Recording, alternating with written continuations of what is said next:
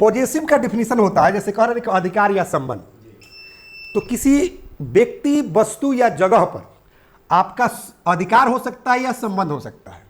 तो निर्जीव वस्तु होगा, उस पर आपका अधिकार होगा, लेकिन व्यक्ति के साथ आपका संबंध होगा। जैसे भाई पर आपका अधिकार नहीं हो सकता है, पत्नी पर आपका अधिकार नहीं हो सकता है, दोस्त पर आपका अधिकार नहीं हो सकता है, बेटी पर आपका अधिकार नहीं हो सकता है। उसके साथ आपका संबंध हो सकता है, हो सकता नहीं, होता है।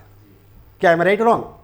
लेकिन अगर हम किसी वस्तु की बात करें, जैसे चेयर हो गया, एसी हो गया, ये शर्ट टी शर्ट हो गया, ये कैमरा हो गया, समझ में आ रही है, बाइक हो गया, कार हो गया, मकान हो गया, दुकान हो गया, इस पर हमारा क्या होता है? अधिकार होता है। ठीक है। अब इसी चीज को अंग्रेजी में तो बोल देना है ना? ठीक है ना, कि पोजेशन ऑन अ थिंग और a human being is called possessive case. किसी व्यक्ति या वस्तु पर जो आपका पोजेशन शो करे, क्योंकि पोजेशन का मतलब दोनों होता है, अधिकार या संबंध दोनों होता है। तो the possession on the thing और human being is called possessive case. कोई दिक्कत? किसी वस्तु पर आपका पोजेशन होगा यानी कि अधिकार होगा, या किसी व्यक्ति पर आपका पोजेशन होगा यानी कि उसके साथ संबंध होगा। Is that clear? चलिए, तो अपोस्ट्रोफी एस कहां लगता है सर? पता है? जब सिंगुलर नाउन हो। क्योंकि यहां पर नाउन क्यों आया है? नाउन केस क्यों कह रहे हैं? क्योंकि हम नाउन का ही केस पढ़ रहे हैं। क्योंकि इसका हिंदी पता है क्या होता है? हाँ, इसका मतलब होता है का, के, की। अपोस्ट्रोफी एस का भी मतलब होता है का, के, की। अपोस्ट्रोफी का भी मतलब होता है का, के, की। और ऑफ का भी मतलब होता है का, के, की। इसीलिए तो तीनों का डिफरेंसेस पढ़ना है। तो यहां नाउन की बात कर रहा है। अदरवाइज पॉजेसिव प्रोनाउन हमें प्रोनाउन में भी पढ़ना है, माने पोजेशन प्रोनाउन में भी पढ़ना है, जिसे पॉजेसिव प्रोनाउन कहते हैं। और एडजेक्टिव में भी पढ़ना है ये चीज, जिसे हम पॉजेसिव एडजेक्टिव कहते हैं। समझ में आ रही है? फॉर एग्जाम्पल वो भी देख लीजिए, क्योंकि अधूरा चीज मैं छोड़ता नहीं हूं। जैसे अगर कहिएगा कि द बुक इज माइन, मतलब पुस्तक मेरी है, या दिस इज माई बुक। जरा सोचिए कि यहां पर अधिकार या संबंध का बोध हो रहा है कि नहीं? कह रहे कि द बुक इज माइन यानी कि पुस्तक मेरी है, और ये कह रहे कि दिस इज माई बुक। तो दोनों सेंटेंस से बुक पर क्या शो कर रहा है? अधिकार। समझ में आ रही है?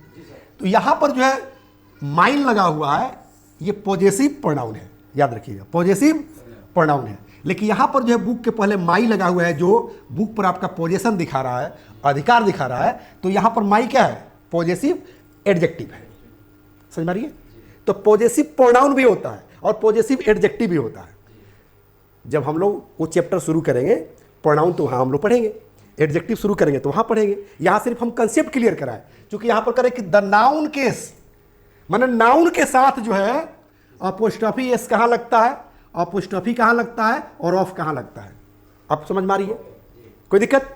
चलिए, अब देखिए अपोस्ट्रोफी एस कहां लगता है, तो कोई भी प्रॉपर नाउन हो और सिंगुलर हो, ठीक है, और उसमें भी सजीव हो, ठीक है। हां, चाहे वो कोई मर्द हो सकता है, चाहे औरत हो सकती है। लिख दे यहां पर, है लिखे सर? जैसे हम यहां पर कहेंगे राम्स, समझ लीजिए कंसेप्ट। राम क्या है? प्रॉपर नाउन है ना, है ना? तो यहां पर क्या लगा है? अपोस्ट्रोफी एस लगा है। लेकिन राम क्या है? एक लड़का है। क्या है? एक लड़का है। अब वो कॉमन नाउन हो गया, लड़का क्या हो गया? कॉमन नाउन हो गया। तो अगर यहीं पर जो है, अगर हम ऐसे कर दें, राम से माने राम का, और यहां पर हम लड़का है राम, तो हम यहां पर कर दे बॉयज, मतलब लड़का का।